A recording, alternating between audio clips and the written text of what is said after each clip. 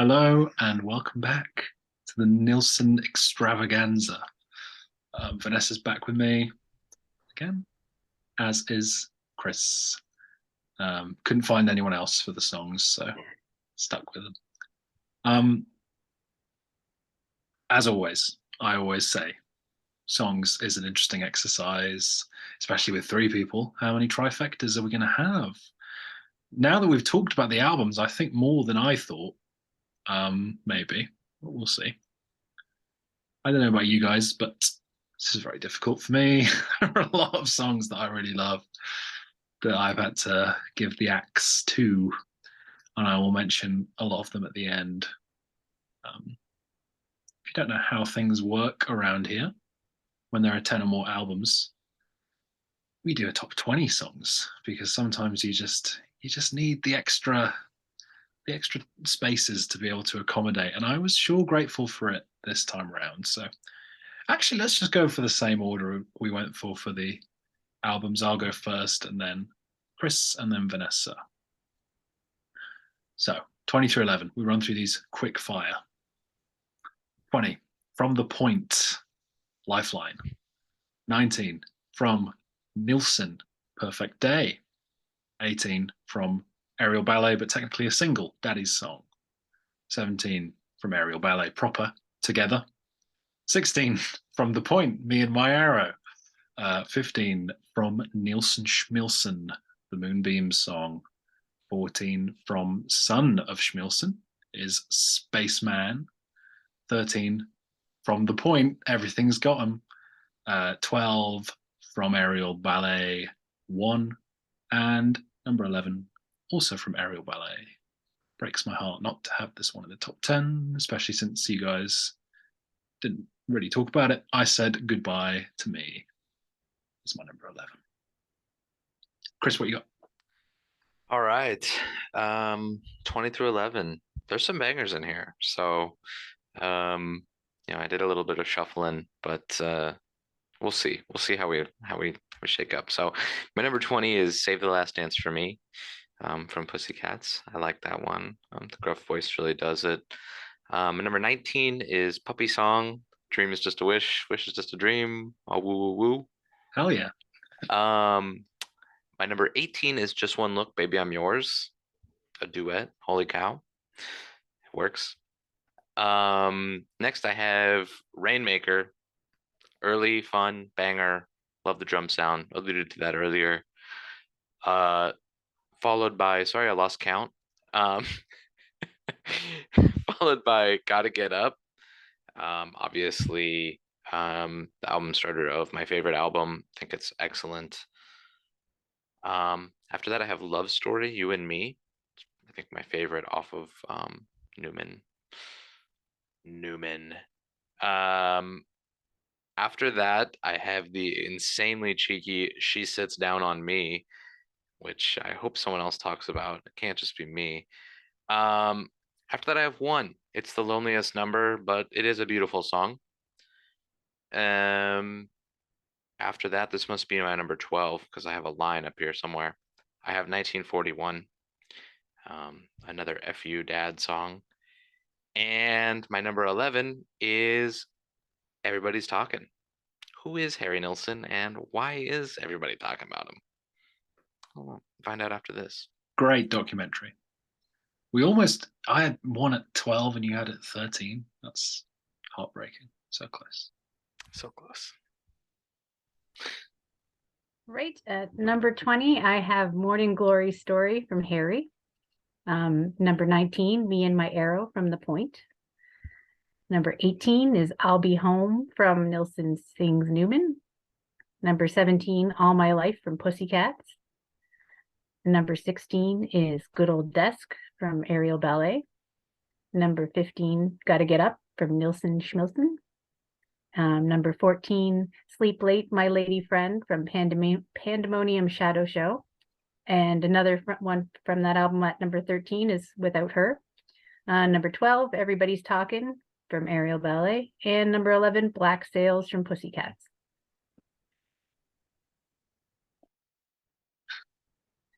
Everybody's talking snubbed. Mega snubbed. Okay. It's pretty good. It made top 20. That's acceptable. Yeah. So, We don't have time for the hits here. well, you have time for the other hit. Clearly, you haven't mentioned it yet. Maybe. Well, yeah, we'll see. Number 10, as now we will be going in a bit more detail. We like to give the songs the shine over here on Williams Schmilliams. If you didn't realize that's the channel name before now, congratulations, you're in on the joke. My number 10 from Pussycats is the opening track, Many Rivers to Cross. I was very passionately in love with this song in the album's video, and yeah, everything I say about it stands. Again, like I guess I'll have to try as he's like just losing the ability to sing. It is a really powerful cover version, and it's not my only cover in the top 10, put it that way. He's very good at taking other people's work and giving it the Schmilsson treatment, if you will. And yeah, really powerful song. Easily my favorite on Pussycats. Gets in the top 10 to give me a little bit of variety of albums because there's not much coming after that one. Okay. My number 10 is from Harry. It is, I guess, The Lord Must Be in New York City. Gentle, nice song about moving to New York. And more, I think, just about feeling like your dreams are now gonna come true, or maybe your prayers, as it were, that they'll be answered. And he's got like you feel this hope, but I kind of don't believe the narrator that all of his problems are gonna be fixed just by moving to New York City. It kind of feels like setting yourself up for disillusionment. Regardless, I kind of like that sense. I don't know if that's intended, but it's kind of the hopeful, kind of like a naive hopefulness sound that I get, and I think it's really nice. I really like this song, and it makes my top 10 Harry Nilsson songs. My number 10 is the Moonbeam Song from Nilsson Schmilsson. Beautiful ballad with a beautiful tone. His vocals are top notch here. I love when the backing vocals come in and how the song builds to its climax at the end. And the acoustic guitar sounds great throughout the entire song. It's just something I picked up on as I got to know the song a little better. So, yeah, my number 10. My number 9 from Vanessa's favorite Nilsson album, Son of Schmilsson, and it is George Harrison's favorite Harry Nilsson song. It's one of mine too. You're breaking my heart. You're tearing it apart. So fuck you. That's just, I don't know. He insisted on this being the lead single to this album, which immediately is like, if you're the producer, you're like, you sure? Like, because in a lot of ways, it's like this ridiculous, like, comedy song, but also it's like, kind of, they allude to it in the documentary. The only way he could kind of process his feelings towards his ex-wife was just in this like over the top, like ridiculous, just release of anger. But aside from all of that, it is just a catchy song. Like whenever it comes along, like comes on, you're singing along if you know the song. I feel like it's got a real sort of good quality to it that way. Definitely one of the high points on Son of Schmilsson for me. So you break my heart, number 9. All right, I'll be talking about that album a lot, but not yet. My number 9 is Who Done It? This one felt a little silly to put this high, but I listened to the album again, and it is so much fun. I think it's just executed great. It's engaging. Um, I love the mystery behind it. Um, this is from Nilsson. Um, and it's definitely one of my favorites. I think it's just a ton of fun. And it's Who Done It. It's number 9. A lot better than Who Done It by Genesis, for sure. Haven't got there yet. I'm working through Genesis. So my number 9 is Spaceman, also from Son of Schmilsson. It's a great, fun song, untraditional lyrics, and it's grand and epic arrangement. Always excited to hear it when it comes up. It's super catchy. I really like the strings on it, but it also rocks at the same time. It moved around a lot when I was trying to make my list, but ultimately it had to be in the top 10. So it landed here at number 9. There's a lot of songs from this album, of course, because it's my number 1, but yeah, Spaceman, number 9. Number 8 is a trifecta. You both had it.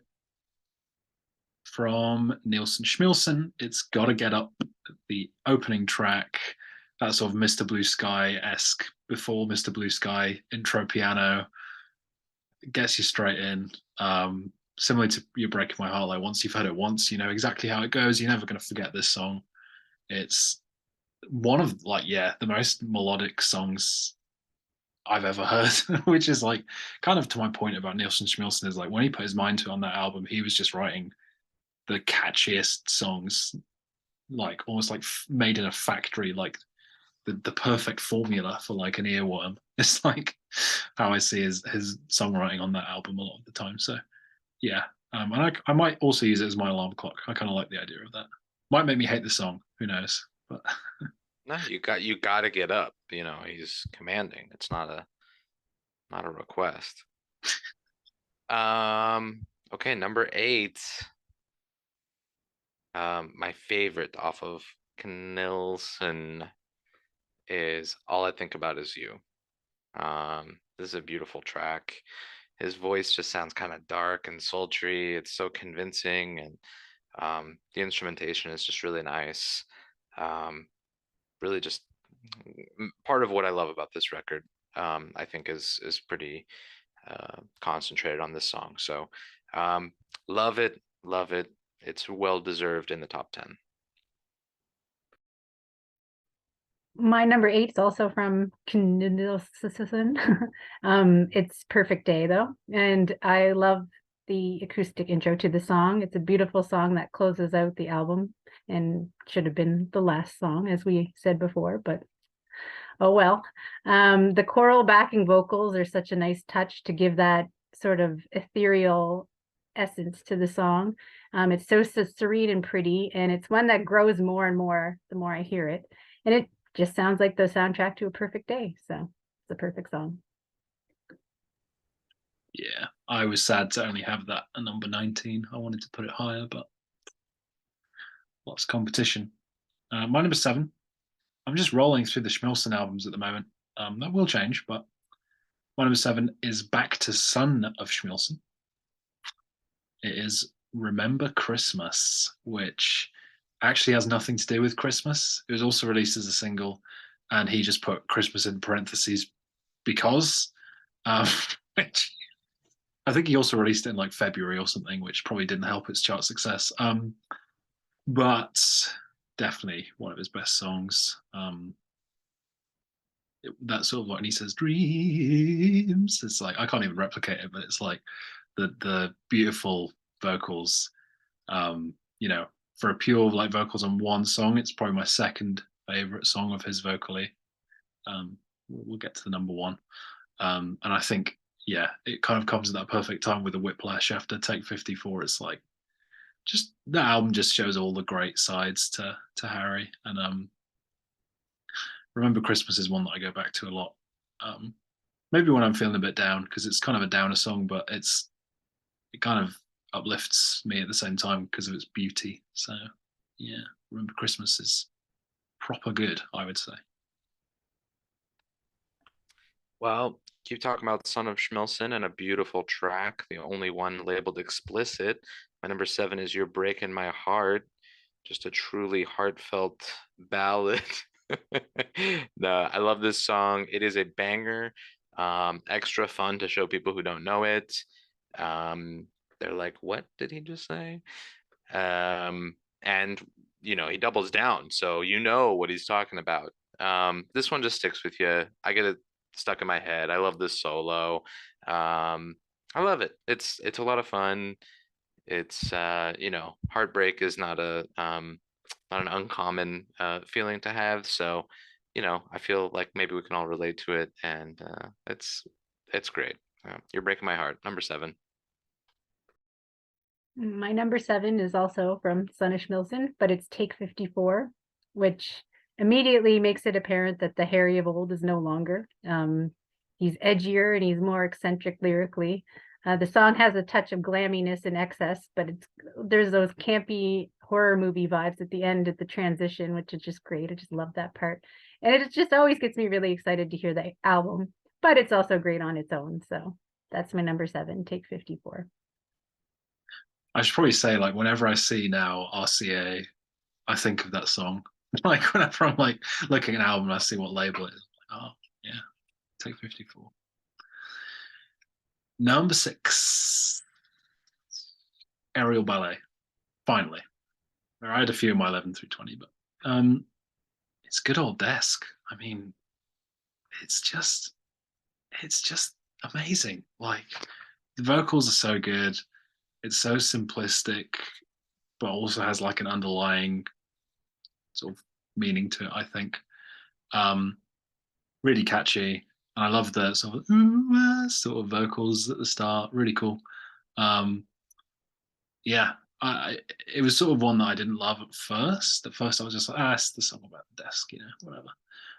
But as I've grown to love the album, this kind of epitomizes the sort of like uniqueness, oneness, if you will, of Harry Nilsson. And yeah, I like what Vanessa said, that nobody else could really write a song like this and make it this sort of melodic and pretty and heartfelt. So yeah, Good Old Desk is my number 6. It's odd, but I respect it. Um, my number 6, you're not gonna believe this, actually. My number 6 is from The Point. It is Me and My Arrow. I think the song is really good, and what's cool is it's such a banger that sets you up for a very disappointing rest of the album. No, but seriously, I do love this song, and I think the context of it being, you finding out that Arrow is a dog. It's like, he kind of, his dog keeps him on the straight and narrow, and I love his little vocal flares, and it's just a happy song, and yeah, it's by far the best work on that record. So I'm happy that it snuck one, not even in my top 20, but in my top 10. Chris really chose violence today, huh? Any chance is just like, hey Tom, do you remember that I don't like The Point? Yeah, in case you forgot. So my number 6 is Living Without You from Nilsson Sings Newman. I think that it's easy to forget that this song is a cover because he absolutely inhabits it. And I actually listened to Randy Newman's original song, and it's quite a bit different. I don't know, it just didn't hit me quite the same way as this version. This version is absolutely breathtaking, great vocals, piano, and the words, and that layered vocal part is just fantastic. Just think it's just so satisfying, and the song gets better more and more you hear it. And every time it comes on, I just need to stop what I'm doing and listen to it. So I think it's a very effective cover, but the highest one I have on that album. Yeah, that's going to be an honorable mention for me. Which we'll get to later. Number 5, I'm going back to back on Aerial Ballet. I'm actually going for the song that directly follows Good Old Desk, which is Don't Leave Me. One of his most, like, again, just like every time I hear it, I find myself singing along. It's like 2-minute song, if that. I think it's like 2 minutes, 5 seconds or something, really stupidly short. And it sort of like fades out really early. So I can see like how it could kind of pass someone by, but yeah, it's got a really cool rhythm to it. Incredible vocals, really catchy. And again, it's sort of like epitomizes that upbeat, melodic, sunshiny music, but the lyrics are like, don't leave me, baby, things are going to be all right, things are going to turn out fine. And it's like, oh, I'm not sure that you believe what you're saying here. But yeah, it's just a lovely, beautiful song, and quite layered, as a lot of that album is, in my opinion. Nice. Okay. Top 5. My number 5 is Son of Schmilson.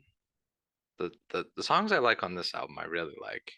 I wish the rest of it were a little more consistent, but this is Spaceman. Um, kind of the regret of becoming a spaceman. You know, he's not the only one to write about such a theme, but this one is really great.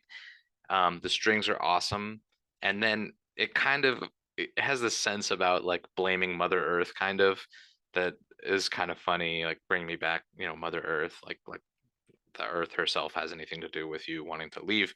Um, anyway, I think this song is just really effective. It, as Vanessa said, it kind of rocks, but has the strings. So I think I think it's like it it just fits right in the album really well, and I think it's an all-time classic. So Spaceman. Right. My number 5 is All I Think About Is You from Nilsson. The first time I heard this album, the song was such a breath of fresh air, especially after the albums before it. Um, I wasn't sure, like at first, if it seemed better because of where it fell, but then it just continued to hit the same way as I heard it more. And I still think it's absolutely gorgeous. Everything about the strings and his performance, and it's understated but beautiful. And it's honestly pretty breathtaking, which is a word I used a lot in my descriptions, and I noted that. But yeah, I think it's just a fantastic song and a late period gem for sure. Yeah. This is probably, yeah, my number 4 song is like, I'm very glad that you both loved it as much as you did, because I think it's kind of gets forgotten, because this album is not, it's Son of Schmilson. It's not like an album that people tend to talk about much, and it's kind of buried towards further on in the album. But my number 4 is the Lottery song, which, oh my God, what a just beautiful, beautiful song. It's one of my most listened Harry Nilsson songs. Again, it's really short, but that sort of intro piano, as soon as that starts, I'm in. The melody that runs through it is so great. I kind of love the idea of like, I don't know, it might just be me reading too much into it, but I always think there's like a sense of like irony even to his like most happy songs. And it's like, we could win the lottery and we'd be very happy. And it's like almost like he's banking on it. It's like it's kind of interesting. But yeah, I noted that the harmonies on this are unbelievable. Especially on the ulu lulu bit towards the end where he goes like extra high on the higher harmony. Sorry for no technical terms. But it goes extra high. But yeah, it's just always, since the first time I heard it, it stood out on that album, and it is my favorite on that album. So even though it was my number 2, it doesn't have any songs in medal position, I'm afraid. But Lottery song, very, very, very beautiful, and I have always loved it and will always love it. Nice. Yeah, it's a good one. Um, my number 4, just eluding metal position, is Many Rivers to Cross. I love this one. Um, when he comes in with the such a drag, it's like, oh, it's so good. Um, yeah, you know you're in for it then. I think the bass line is great. The guitar sounds so cool. And I put drunken recklessness as a note for this song. I don't really know if it's reckless. It just, I can tell that they're having a good time, and it really like kind of personifies how I feel about the whole record. Um, Pussycats, of course. And anyway, I think this is a really fun one. This was a great discovery for me. Yeah, Many Rivers to Cross. I will play it many, many times. I'm so glad. I'm so glad. My number 4 is also the Lottery song. I don't even know what to say about it more than what you said. You basically said everything I was going to say. It's a pretty song. It's great melodies. Love the lyrics and the ulululus. It's just great, and it's always perfect to hear every time. So yeah, it's my number 4. Yeah, if you don't know the Lottery song, anyone watching, listen to it. It's a real forgotten gem, I think. My number 3 is certainly not a forgotten gem. My number 3 is Without You from Nilsson Schmilsson. I love the hits, okay, but I tried to avoid putting. I had this at number 7 initially, and I just listened to it again and again. I was like, I don't listen to this one as much because I'm so familiar with it, but every single time I do, I'm reminded why it is his arguably his signature song.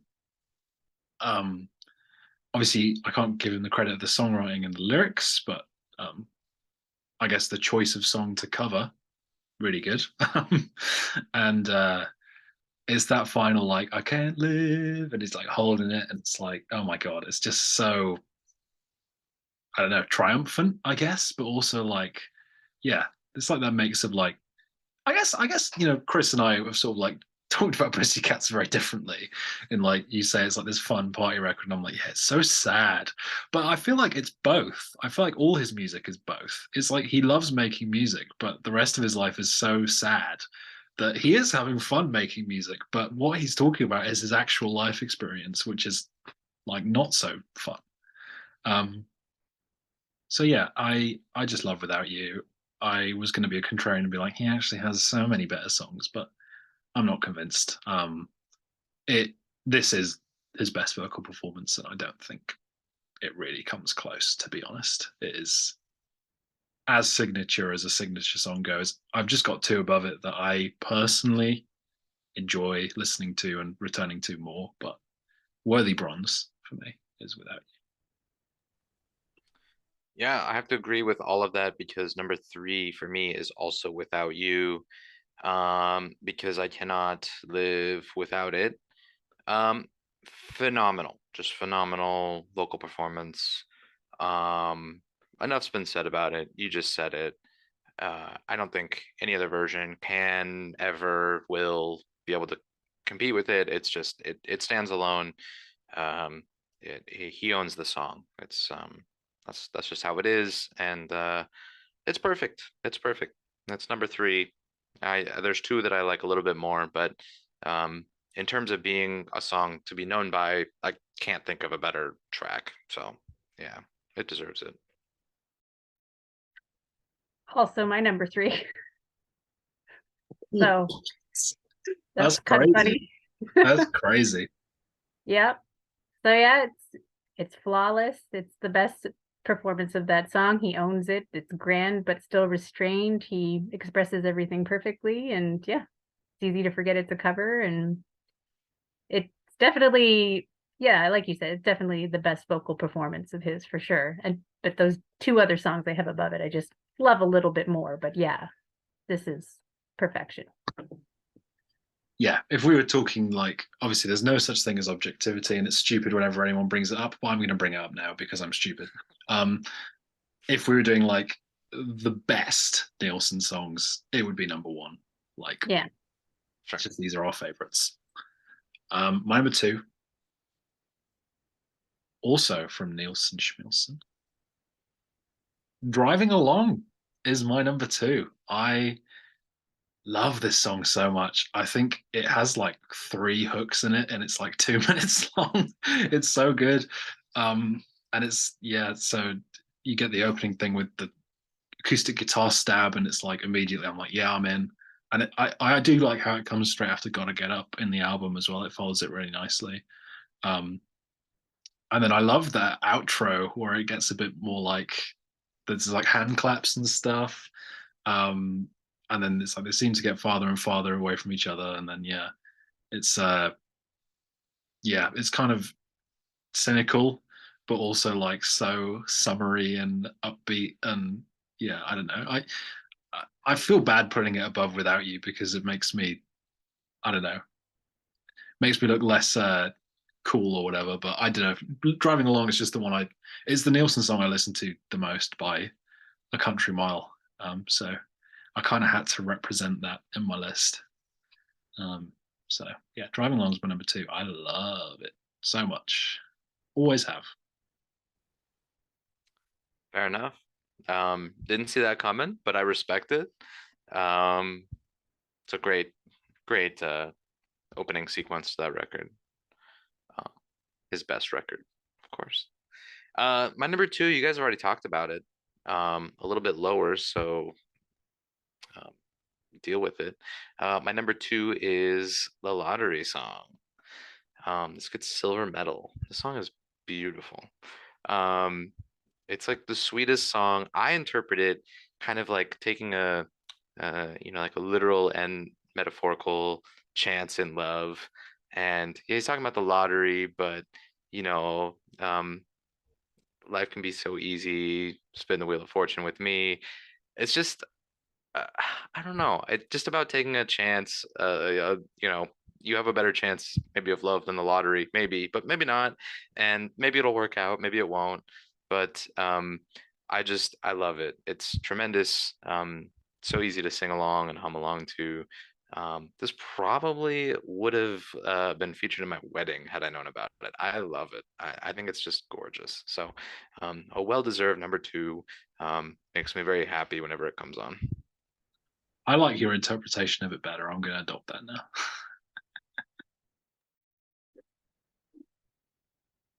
My number 2 is Don't Forget Me from Pussycats. It's got sort of a more classic Nilsson style ballad sound for that album, but there's something different about it because obviously his voice is not what it used to be, and the strain of his vocals show. But I think that has that extra layer of heart-wrenching emotion to the song, and it strangely takes this song sort of the extra mile for me and puts it above some better vocal performances just because it's just so heart-wrenching, and it just, I don't know, I just really love the way it all comes together.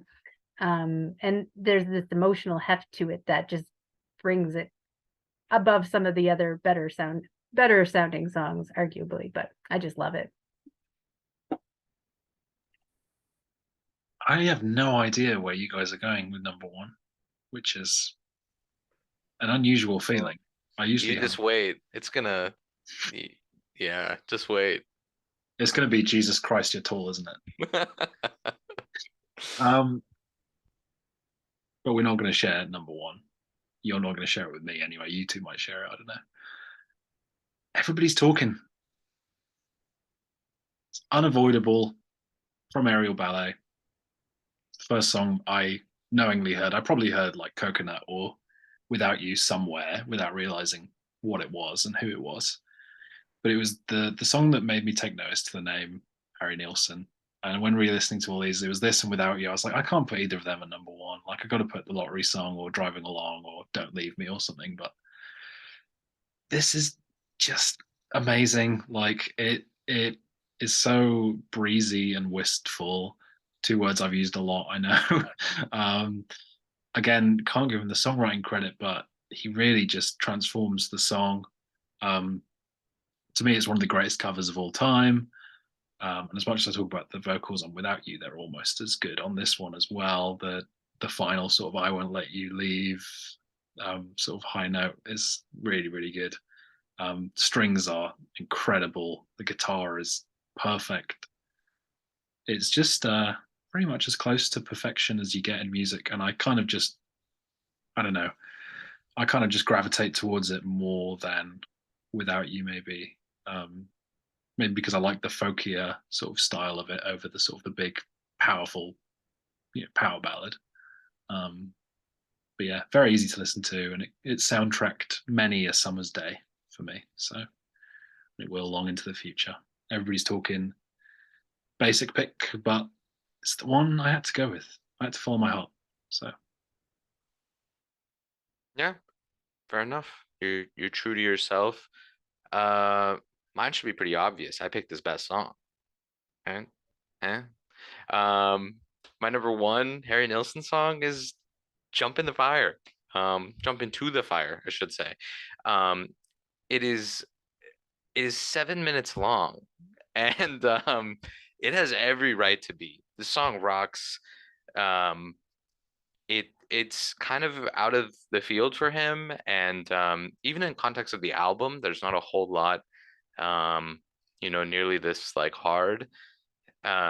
He has other definite great vocal performances on this record. And I feel like it's kind of a shame that this song kind of stands alone as hard as it is, and that he didn't make more music like this. I think he could have been successful had he gone this direction instead of the calypso steel drum direction. But whatever. He was true to his own art, I suppose. Uh, this song rocks. It's just so good. I love every part of it. I don't even realize that it's 7 minutes. Like that's a that's a Genesis length song, and this would be I would be happy to hear this on the radio. I'm never gonna skip it. It bangs. It's just tremendous, and I think it's well deserved number one. I think so too. I kind of just forgot it existed for a second there. I was like, How do you forget? Fair enough. So my number one is "You're Breaking My Heart" from Son of Schmilsson.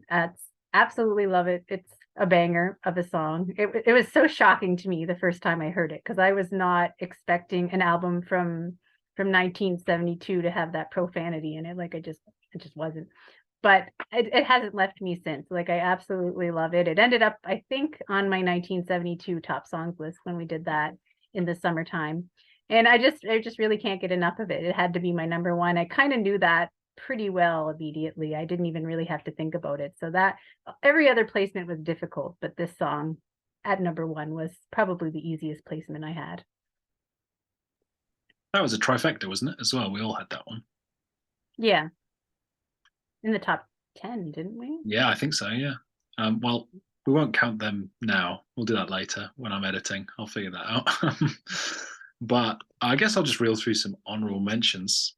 I mentioned Harry was kind of like an album I really enjoyed, but lacked some classic Nilsson songs, and I do have a few to shout out in his cover of Mother Nature's Son, Open Your Window, and Rainmaker, which was quite close to making it. I also had Don't Forget Me as an honorable mention. I had Blanket for a Sail from Knik Nielsen. I had The Most Beautiful World in the World from Son of Schmilsson as an honorable mention. I had his cover of Sail Away from That's the Way It Is as an honorable mention. I had the non-album single Girlfriend as an honorable mention as well. I also had Living Without You from Nilsson Sings Neiman. And then the three that were right on the cusp that I was so sad to lose were Without Her from Pandemonium Shadow Show, Bath from Aerial Ballet, and at number 21, Take 54 from Son of Schmilsson. Just couldn't make it, but I echo a lot of what you say about the song. But yeah, what about you guys? That's a lot of honorable mentions. It is, but I it's got a lot of love for the artist as well. So yeah, I guess so. I got four honorable mentions. Um, just quickly, couldn't put Coconut on there, but come on. I mean, I got tremendous love for that song. It's always gonna be funny to me, and you know, call the doctor, woke him up. I just love all the voices and learning more about his vocal flares. I love that one. Wailing of the Willow, love that. And Simon and Garfunkel vibes. Think that's a great song. Didn't include it on my top, but that's a good one. Don't Forget Me was a great one off Pussycats that couldn't make it, but I put two on there in my top 20, so it felt like my quota was full for Pussycats. And the last one's Remember Christmas. I had three or four from Son of Schmelz on my top 20, so I was full, but that one is another favorite. So those are the ones I specifically wanted to call out. Couldn't make. So I also have a huge list. I think I also have 12.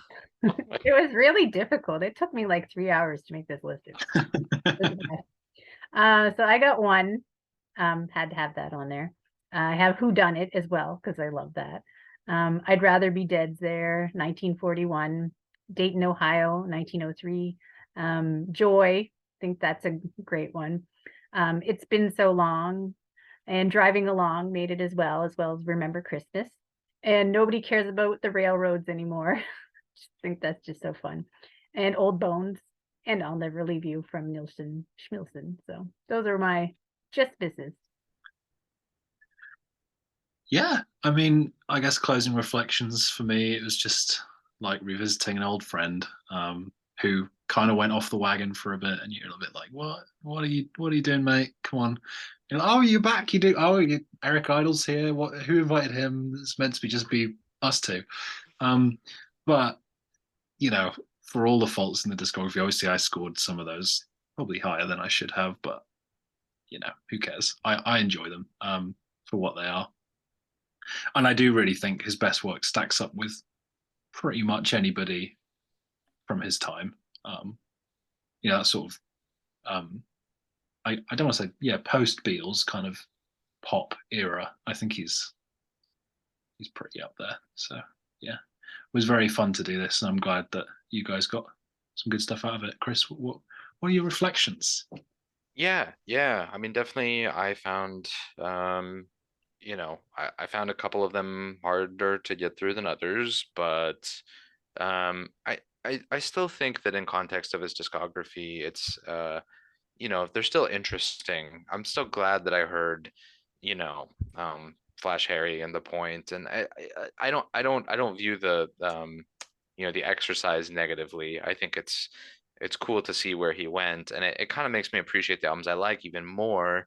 Um, I do kind of wish he had ventured off in a slightly different direction, and I don't think I'm alone in that. I think that other people would have liked to see some other kind of songwriting styles from him, or just seeing what else he could do, because I mean it's pretty obvious he was very talented, and the way he kind of honed his voice into kind of the what I'll call the more core albums, he was just I mean his voice is like top notch, and I think he could have done anything. So he was a little bit troubled and kind of went his own path and didn't really respect the label. And I mean, sure, it made for kind of a fun like ride, because you didn't really know what you were gonna get.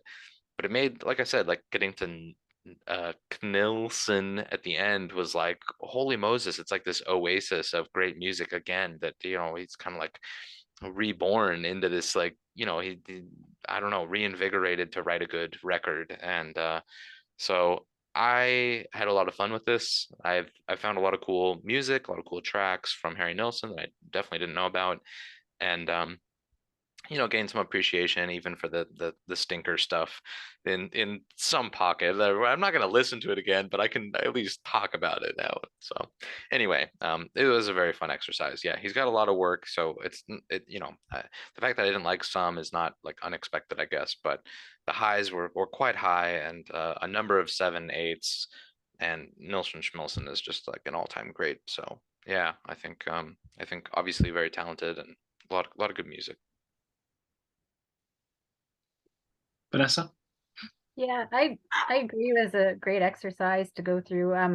I didn't really, even the albums that I had at the bottom that I disliked. I mean, I didn't really super dislike them. They were all still sixes. So I mean, they're just not something I would buy or go back to willingly, probably, unless I really wanted to go through the discography again. But then the highs make up for that. Like, and they're also short. So even those albums that weren't as good, I mean, they're there and they're gone. So, and it was more just like questionable choices that didn't work as well. So I think that it was great to actually get to explore everything, because I'd been meaning to anyway. So it worked out really well. I knew I liked what I'd heard before, the three main albums that most people talk about. But they were all elevated in my opinion when I heard them again, and I went back to them several times. So they've become favorites and something I'll seek out when I'm going to the record store or whatever. But a lot of people like to say, well, somebody was saying on our Discord there yesterday that he was overrated, and I don't see that at all. Like, I definitely not, because you never hear about him anywhere outside of our community, really. Yeah, I was just going to say maybe by me, but like But not generally. no, I mean, he's got all these great songs, and it's actually really quite hard to find his stuff even online to buy it. Like, I don't see it being reissued a lot or out there. So you can't say that he's overrated, because we're really the only people talking about him. They had to make a documentary to tell people about him. So, it's not really fair to say. He definitely deserves more acclaim than he gets. And yeah, and I'm happy to know that now, and happy to have some favorites. And it was a great experience. Yeah, I mean, the maximum your average person knows from him is like 4 songs, like one Coconut, Without You, and Everybody's Talking. That's it. How Yeah. could he be overrated anyway? They've probably been talking to me too much and been like, And how even many those 7 songs you plus? don't even hear that much. Like they're Yeah. not ones that are staples that you hear all the time. Like you hear them here and there, but I don't know. Well, the world is very strange, but one thing that isn't strange is this channel. No, it's pretty strange. Thank you very much for watching both these videos. If you haven't watched the albums video, probably worth going back. Probably some other insight that you might have missed. And if you're annoyed at how long these videos are, then I'm sorry. Let me know. We'll make them shorter next time. No, but we won't. yeah, true, yeah. But thank you to Chris and Vanessa for joining me, and Of course. you will be seeing them, quite a lot of them. Too much. Too much. Some might say. Yeah.